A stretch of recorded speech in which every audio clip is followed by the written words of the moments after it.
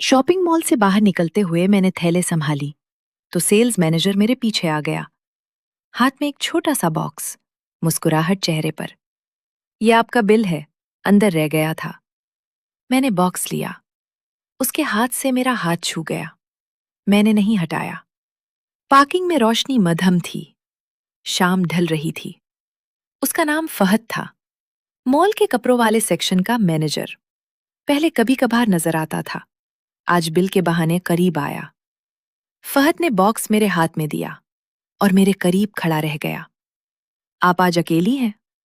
मैंने कुछ नहीं कहा। उसने मेरा हाथ पकड़ लिया। मैंने नहीं छुड़ाया। पार्किंग की खामोशी में वो मेरे करीब आ गया। उसने मेरे बालों को छुआ और मेरे माथे पर होंठ रख दिए, हल्के से। मैंने आंखें बंद कर ली। दिल तेज धड़कने लगा। इस पार्किंग की अंधेरी जगह में हमने एक दूसरे को महसूस किया। गाड़ियों की ठंडक, दूर से आती आवाजें और जिस्म की गर्मी सब मिल गए। सांस तेज चलने लगी। हमने एक दूसरे को शॉपिंग के बाद कबूल कर लिया। लोग दूर से गुजर रहे थे। अंदर सिर्फ हमारी सांसों का मीलाद था। कपड़े अधूरे रह गए। वक्त का पता नहीं चला। जब अलग हुए तो फहद ने मेरा हाथ दबाया और बॉक्स दुरुस्त किया। अब चले? मैंने थैले संभाली। उसने सर हिलाया और मॉल की तरफ वापस चला गया। मैंने गाड़ी स्टार्ट की और निकल गई। घर पहुंचकर भी जिस्म की गर्मी याद रही। अगले दिन फिर मॉल गई। बिल के बहाने फिर मुलाकात हुई। गुर्बत बढ़ती गई। शिद्दत गुज़श्ता बार से ज्यादा हो गई। सांस भारी होने लगी।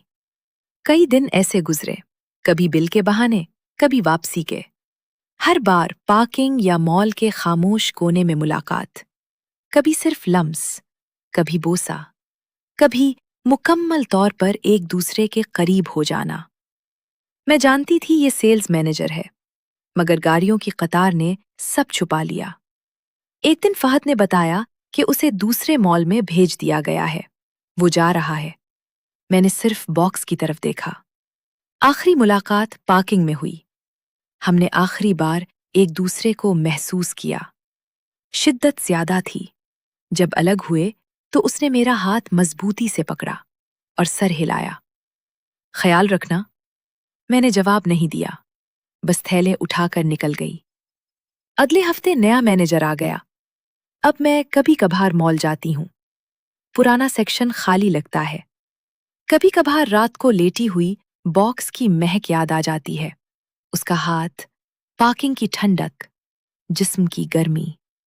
मैंने कभी किसी से नहीं कहा। बॉक्स ने जो महसूस किया वो बॉक्स में ही रह गया। ना बिल ने लिखा, ना किसी ने नोटा। शॉपिंग के बाद सेल्स मैनेजर के साथ वो घड़ियां अब सिर्फ मेरे थैलों की फहरिस्त का हिस्सा हैं।